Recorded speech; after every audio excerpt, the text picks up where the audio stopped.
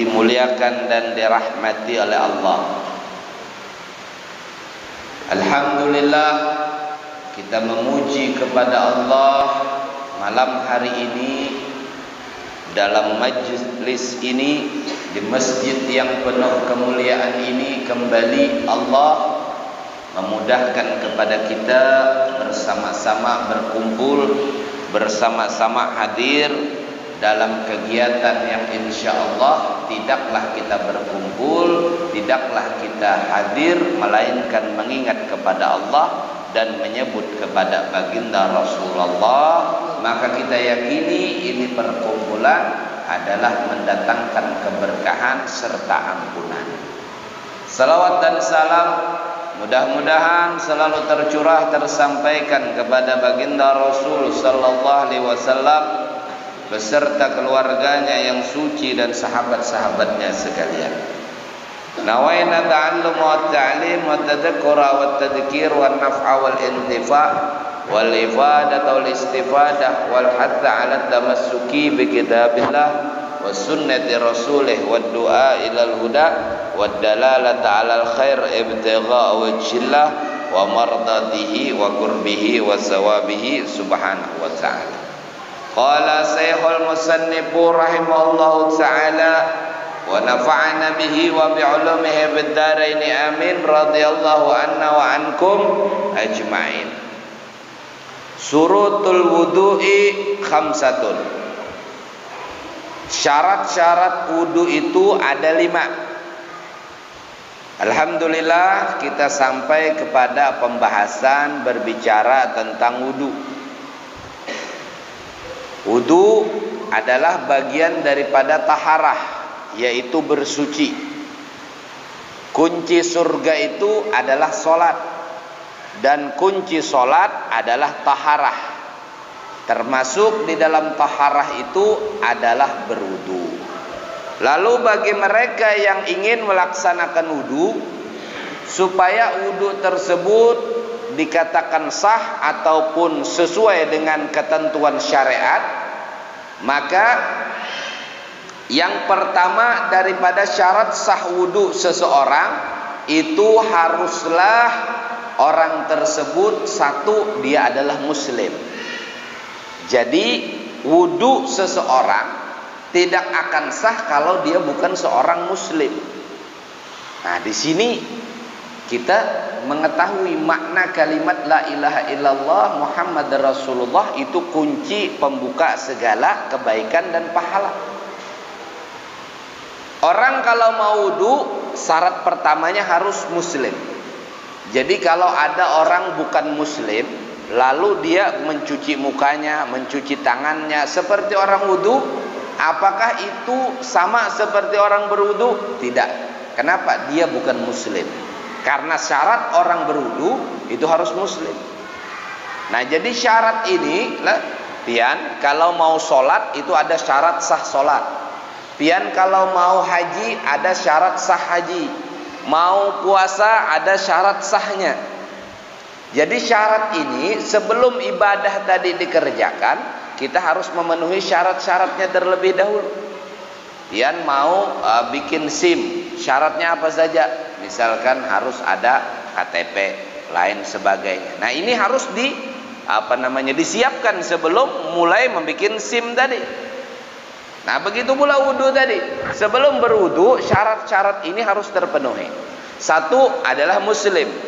Yang kedua, syarat orang berwudu itu harus mumayyiz. Ayyakuna mutawaddi'u musliman. Ini pertama, bahwa adalah seorang yang berwudu itu seorang muslim. Yang kedua, ayyakuna mumayyizan. Maka syarat orang berwudu yang kedua itu mumayyiz. Apa itu mumayyiz? Yaitu orang ini sudah bisa menggunakan akalnya. Mumayyiz itu sudah jalan akalnya. Walaupun belum balik. Jadi syarat pertama muslim. Yang kedua harus mumayyiz, yaitu akal orang ini sudah jalan. Kan anak kecil biasanya di dalam kaidah kita, di dalam hukum syara, itu terbagi kepada 3. Satu dia anak kecil. Yang kedua dia mumayyiz.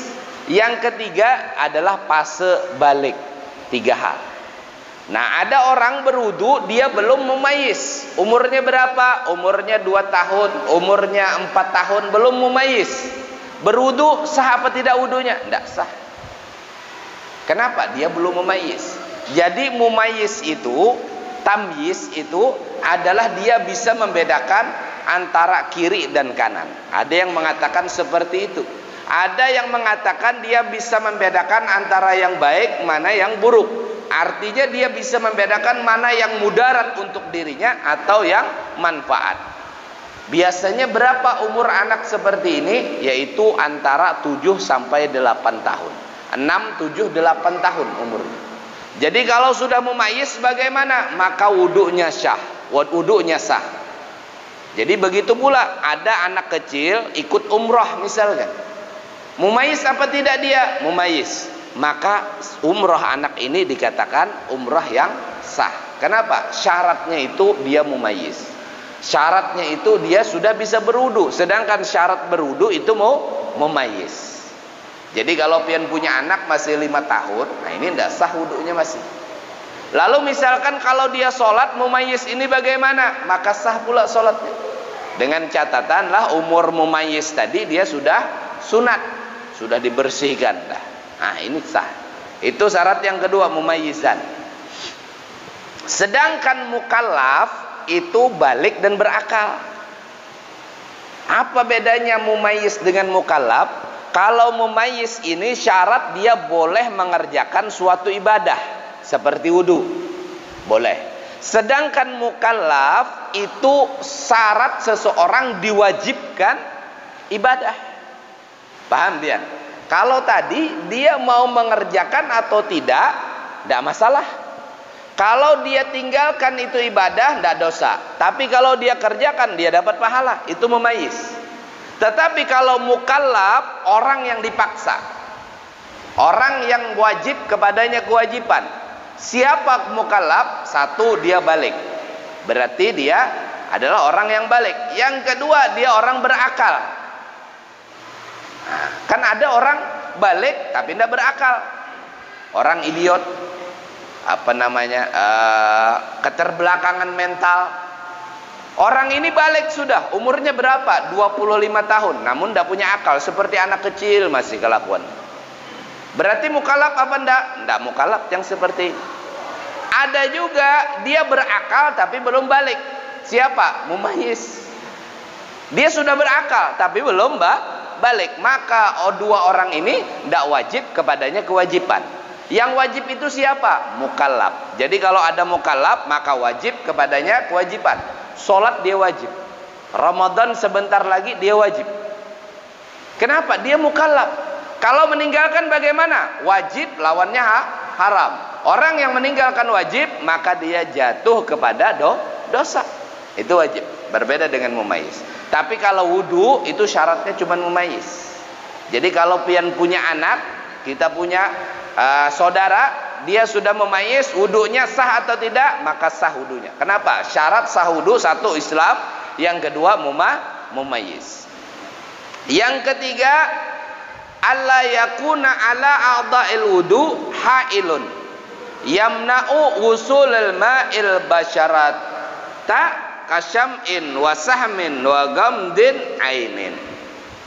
Yang ketiga, syarat orang berwudu jangan sampai alla yakuna ala a'dha'il wudu, jangan sampai di seluruh anggota wudu tadi ha'ilun, penghalang. Yamna'u wusulul ma'i, yang mana mencegah sampainya air. Jadi syarat yang ketiga, ketika kita berwudu itu di anggota wudu apa saja? Muka, tangan, kaki, sebagian kepala, itu anggota wudu. Maka tidak ada di anggota wudu tadi yang mencegah sampainya air ke kulit. Karena tidak disyaratkan wudu itu sampai ke dalam kulit. Jadi ketika berwudu kita lihat ini ada yang mencegah atau tidak?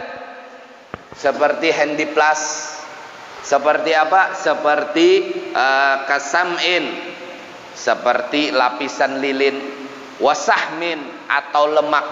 Lah, habis motong sapi di situ di kemarin lah, banyak bikin masakan tulangan sapi, lemaknya banyak karena makan banyak pian tangan pian hibak lemak. Nah, langsung dibawa wudu padahal lemaknya banyak di sini masih. Bagaimana wudunya? Tidak sah. Kenapa? Salah satu syarat wudu tak terpenuhi. Apa syaratnya? Tidak ada mencegah sampainya air ke anggota wudu, tangan anggota wudu. Kenapa tidak sampai air? Ada lemak sapi, karena kebanyakan lah. Yang lain makan 1 porsi, dia 3 porsi, penuh lemak di sini. Bagaimana? Tidak sah wudunya. Nah, ini satu syarat sah wudu, yaitu tidak ada yang mencegah sampainya air ke anggota wudu. Begitu pula perempuan, muka itu anggota wudu. Perempuan pakai make up lah, pakai apa namanya, bedak tebal. Kalau bedak lah, kalau kena air luntur, insya Allah luntur. Ada ini pakai apalah ya, pokoknya yang itulah make up lah. Pokoknya make up yang tambal-tambalan itu, yang tadinya ndak licin jadi licin dia. Wah, ndak terlihat lagi, bekasnya ndak terlihat. Bahkan kena air itu air meluncur. Make upnya waterproof lah, anti air. Bukan water resistant lah. Water resistant itu anti menyelam. Ini make upnya waterproof lah, seperti cat kan ada waterproof itu. Kalau sudah waterproof itu kan tidak kena air, tidak masalah lah. Kena air tidak masalah. Bagaimana? Maka tidak sah wudunya. Kenapa? Mencegah sampainya air ke wajah. Atau ada perempuan yang pakai kuteks. Kuteks itu seperti terbuat daripada cat. Kasih kutek. Bagaimana? Maka tidak sah wudunya. Kalau henna bagaimana? Henna pacar. Itu pacar pewarnaan. Dia tidak menutup kulit, tidak menutup apa namanya, kuku.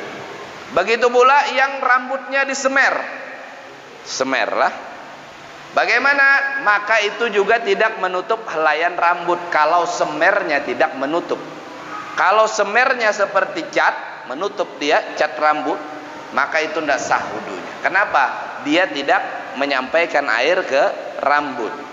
Tapi kalau tidak menutup, tidak masalah, kecuali semer hitam. Kalau semer hitam itu mutlak haram hukumnya. Mau menutup ataupun tidak, semer hitam hukumnya haram. Jadi pian-pian yang sudah beruban lah, biar kelihatan muda lagi 10 tahun, beli semer. Mau mereknya Tanco kah, mau mereknya apakah lah, terserah. Yang penting hitam akhirnya, maka hukumnya haram. Kalau warna kuning gimana? Tidak masalah. Kalau warna merah sunnah. Nah, Nabi itu kasih warna pacar lah, pacar sunnah. Jadi syarat berikutnya yaitu tidak ada mencegah sesuatu daripada sampainya air ke kulit. Lalu bagaimana yang punya tato misalkan? Nah, ini yang punya tato, penuh tangan di tato sini semua. Orang lihat takut. Tatonya penuh dari tangan sini sampai sinilah. Orang lihat takut. Cuman orang ini takut sama istri. Tato banyak tapi takut sama istri dia. Gimana tato? Tato itu di bawah kulit. Tato itu di bawah kulit. Berarti orang yang pakai tato mandi wajibnya, wudunya tetap sah. Karena yang wajib dibasuh itu adalah kulit bagian luar. Sedangkan tato ini kulit kita di bawahnya dia. Jadi warna tato itu ditaruh di bawah kulit. Cuman jangan mendengar, oh ternyata wudu tidak apa-apa katanya. Mandi wajib tidak apa-apa, pasang tato katanya. Nah, ini bukan seperti itu. Maksudnya kalau yang sudah punya tato ya sudah biarkan. Kalau yang belum ya jangan. Kenapa? Karena itu najis. Takutnya kita terkena sesuatu yang diharamkan. Apa itu haram? Menaruh najis di badan kita, memakai najis dalam tubuh kita, haram. Makanya perempuan-perempuan kan ada ya yang di alisnya itu apa namanya, sulam alis. sulam alis, sulam bibir itu biar kena mandi, kena apa kan tidak berubah itu. Nah ini juga termasuk tato. Tidak membatalkan, tidak membuat tidak sah wudu dan mandi wajib, tetapi takutnya jatuh kepada haram. Nah, itu syarat yang ketiga, yaitu tidak ada sesuatu yang mencegah sampainya air ke anggota wudu. Kembali ke syarat-syarat wudu tadi. Jadi syarat, kembali kita ingatkan, syarat itu dipenuhi sebelum pian mulai berwudu. Artinya kalau pian ketika berwudu syaratnya tadi kurang, misalkan apa? Ketika berwudu tadi atau setelah berwudu baru tahu ada sesuatu yang mencegah sampai air. Bagaimana? Ternyata ketika selesai wudu atau ketika sholat sudah at-tahiyatul mubarakatus salawat, ternyata ada sisik ikan mengering. Bagaimana? Oh, sisik ikan ini sebelum wudu adanya. Berarti syarat wudu gugur. Maka seketika itu pula sholat kita batal. Kenapa batal? Karena sholat kita pun gugur syaratnya. Salah satu syarat sah sholat yaitu harus suci daripada hadas kecil. Sedangkan kita berwudu, wudu kita tidak sah. Berarti syarat sholat gugur, syarat wudu sebab gugur, maka batal seluruhnya. Berarti bagaimana? Wudunya harus diulang. Berarti ketika wudu diulang, sholatnya pun harus diulang. Syarat yang keempat, alla ya'taqida fardhan min furudihi sunnah. Tidak meyakini sesuatu yang wajib di dalam wudu itu diyakini sunnah. Nah, ini pas kenanya. Makanya kita itu disuruh belajar tentang yang wajib, itu hukumnya wajib. Belajar tentang wajib itu hukumnya wajib. Kenapa? Supaya jangan keliru dalam ibadah. Orang kalau tidak belajar, kemungkinan besar yang ia kerjakan di dalam ibadah itu salah. Walaupun banyak salahnya, kadang ada juga benarnya. Makanya orang yang wajib mengerjakan perbuatan wajib belajar. Karena apabila dia meyakini sesuatu yang wajib di dalam wudu itu sunnah, sesuatu yang wajib, mengusap kepala kata dia itu hukumnya sunnah. Mengusap kepala itu hukumnya sunnah. Bagaimana wudunya? Tidak sah wudunya. Dia yakini bahwasanya mengusap kepala itu hukumnya sunnah. Maka wudu yang ia kerjakan tersebut itu adalah wudu yang ia kerjakan tersebut itu tidak sah. Kenapa? Dia meyakini salah satu kewajiban di dalam wudu itu sunnah. Kalau dibalik gimana? Sebagian ulama mengatakan kalau dibalik tidak masalah. Yang sunnah dikatakan dia wajib, ini tidak masalah. Seperti mengusap telinga dia katakan wajib, ini tidak apa-apa wudu. Tetapi kalau yang wajib ia katakan sunnah, seperti niat itu sunnah aja kata dia, padahal wajib, tidak sah wudu. Nah ini kenapa kita wajib belajar. Ini baru urusan wudu wajib belajar, belum sholat, belum yang lainnya.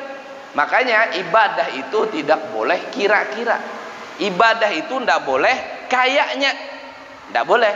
Jadi kita harus betul-betul tahu, harus betul-betul yakin ibadah. Nah, makanya kenapa belajar itu hukumnya wajib? Karena itu tadi, tidak boleh meyakini sesuatu yang wajib diyakini sunnah. Dan yang terakhir syaratnya berwudu itu haruslah menggunakan air suci mensucikan. Nah ini kenapa kemarin kita panjang lebar berbicara masalah air? Karena air menurut mazhab Syafi'i ini adalah sesuatu yang sentral, sesuatu yang sangat penting di dalam ibadah. Wudu dengan air apa? Suci mensucikan. Menghilangkan najis dengan air suci mensucikan. Pian habis buang hajat harus betul-betul airnya. Yang mana? Air suci mensucikan. Begitu pula mandi wajib dengan air suci mensucikan. Nah ini wudu juga air suci mensucikan. Jadi 5 hal ini harus kita penuhi sebelum wudu tadi dimulai. Jadi kalau 5 hal ini belum kita penuhi sebelum sesudah berwudu, gugur salah satunya, maka wudu kita dikatakan tidak sah. Nah, salah satu kewajiban wudu pula, syarat wudu pula, yaitu tidak memutus niat di tengah jalan. Tidak memutus niat. Misalkan pian berwudu, pian berniat memang hendak berhenti wudu, ini batal. Selesai wudunya, tidak sah wudu. Atau pian menggantungkan niat pian dengan sesuatu. Menggantungkan memutus niat dengan sesuatu. Misalkan pian ketika berwudu, ibu-ibu misalkan berwudu, nanti kalau hujan saya mau berhenti wudu. Ini memutus niat dengan menggantungkan kepada sesuatu. Walaupun dia berwudu di musim kemarau yang jarang hujan, tetapi masih ada kemungkinan hujan. Kata dia, kalaunya hujan, saya mau batal wudunya, berhenti wudunya. Tidak perlu nunggu hujan turun, dia sudah langsung terputus. Kenapa? Karena ia menggantungkan niat tadi dengan sesuatu yang mungkin. Hujan mungkin apa enggak? Walau semusim kemarau sekalipun hujan mungkin. Jangankan kata mereka di tempat kita sering hujan, misalkan di Hadramut sana, itu hujan setahun kadang cuma sekali, kadang cuma 2 kali, paling banyak beberapa kali. Kadang cuma 1 kali hujan dalam setahun, bukan sebulan, bukan setahun. Lalu dia wudu. Kalau misalkan hujan, kata dia, saya mau membatalkan wudu saya di tempat yang seperti itu. Nah, tetapi masih ada kemungkinan hujan, walau cuma 1 tahun sekali kemungkinan hujan. Kecuali dia menggantungkan dengan sesuatu yang tidak mungkin. Misalkan dia wudu, kalaunya sipulan datang, kata dia, sipulan datang, dia mau membatalkan wudu. Sipulan ini siapa? Oh, ternyata orang yang meninggal dunia sudah 2 tahun lamanya. Mungkin datang? Tidak mungkin lah. Tidak mungkin, orang sudah meninggal. Makanya dikatakan kemungkinannya kecil, maka tetap batal. Misalkan lagi, ada orang pergi merantau, sudah puluhan tahun tidak pernah pulang. Kata dia, kalau sipulan ini datang, saya mau berhenti wudu. Kemungkinannya tipis dia datang. Kenapa? Sudah lama dia ninggalkan kampung tadi. Tetapi orang ini masih hidup. Kemungkinan datang ada apa enggak? Ada, walaupun tipis. Maka ketika dia menggantungkan dengan hal yang masih mungkin, maka seketika itu batal. Tidak perlu nunggu orangnya datang. Paham sampai di sini? Ini apapun, sholat sama. Dan berikutnya, tidak boleh pula, inilah tidak ada di kitab. Cuman ini di kitab yang besar-besar adanya, biasa. Tidak boleh pula pian membangun wudu dari sesuatu yang tidak yakin. Nah, ini yang perlu diperhatikan lagi. Biasanya ada orang lupa kalau sudah wudu. Pian wudu, maghrib tadi wudu, sebelum maghrib wudu. Atau mau asar tadi wudu. Sekaligus mandi pian wudu, sholat asar. Dari asar menuju maghrib ini tidak ada batal pian. Cuman lupa sudah batal apa masih wudu. Ini kan berarti ragu masih wudu atau sudah batal. Maka wudu tidak boleh dibangun atas sesuatu yang ragu-ragu. Lalu pian wudu, kenapa wudu? Saya ragu-ragu batal apa belum. Lebih baik wudu sajalah. Berarti ini wudunya yang kedua tadi ragu-ragu. Entah itu memang wudu yang wajib untuk sholat yang wajib, atau cuman wudu yang sunnah karena tajdid wudu, karena sudah ada wudu. Paham? Jadi orang ini ragu-ragu, wudunya tadi niatnya untuk mengerjakan yang wajib atau cuman wudu sunnah. Wudu sunnah itu bagaimana? Pian sudah punya wudu, lalu pian misalkan makan minum, lalu gerah lain sebagainya, wudu lagi lah. Wudunya apa itu? Wudunya sunnah. Kenapa? Pian tidak batal. Nah, ini tidak boleh pian membangun wudu dari sesuatu yang ragu-ragu. Tidak boleh. Jadi pian harus pastikan pian ini masih ada wudu atau memang batal. Kan gampang memastikannya lah. Memastikannya gampang. Pian memang ada wudu atau gampang, atau batal sudah. Caranya ya batalkan saja wudu pian. Ini satu lah. Kan gampang mau batalkan. Entah itu pian kentut lah, entah itu pian megang kemaluan, pian sentuh kemaluan pian, batal sudah wudu. Atau pian yakinkan bahwa pian tidak batal. Gimana caranya? Oh, dari habis asar sampai ke maghrib tadi tidak ada pian kentut. Pian yakin tidak ada kentut? Tidak ada rasanya. Pian tidak ada tersentuh dengan wanita? Tidak ada. Garuk-garuk tanpa penghalang juga tidak ada misalkan. Oh, tidak ada, cuman kencing aja sedikit kan. Nah, kalau kencing sedikit batal sudah itu. Artinya kalau pian tidak ada merasa batal, maka yakin oh tidak batal. Ini tidak apa-apa, tidak apa-apa. Tetapi kalau pian wudu dibangun daripada sesuatu yang ragu-ragu, ini tidak boleh. Jadi pian yakinkan masih punya wudu atau sudah batal. Tapi kalau seperti ini pian wudu tapi lupa batal atau tidak. Ini boleh pian mengambil kepada masih tetap wudu dan belum batal. Selama pian rasa-rasanya tidak ada batal. Tetapi yang tidak boleh lagi ini satu lagi. Pian ini lupa sudah wudu apa belum? Lah, sudah wudu apa belum? Habis mandi mau sholat. Tadi wudu apa belum? Nah, ini tidak boleh.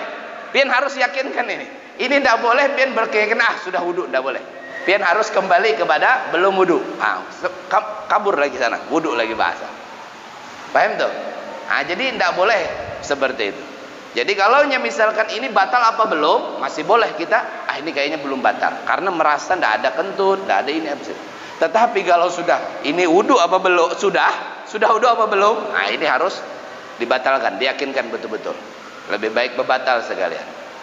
Wallahu a'lam. Ini syarat-syarat wudu dan ini harus dipenuhi sebelum dia memulai wudu.